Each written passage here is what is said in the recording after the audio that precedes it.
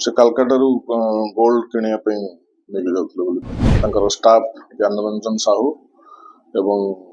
Pinky Gupta high court छकरू वारिकरी वंपी छक को आसुले cash था 36 लाख हाँ काली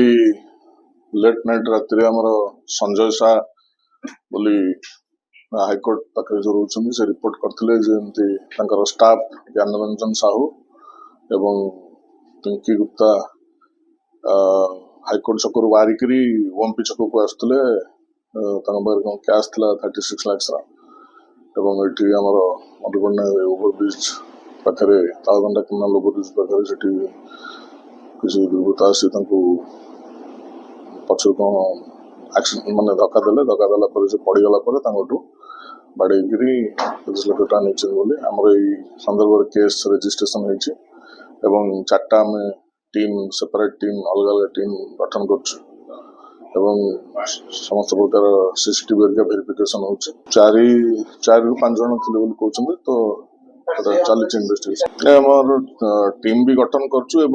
सीसीटीवी वेरीफाई करचु बहुत शीघ्र रिजल्ट भी भल मिल एम्प्लॉय सेटा तदंत चलती तदंत पर आपको जन से कालकाटारू गोल्ड किनिया पे नेके जाउथले बोली चलती इन्वेस्टिगेशन चलती जन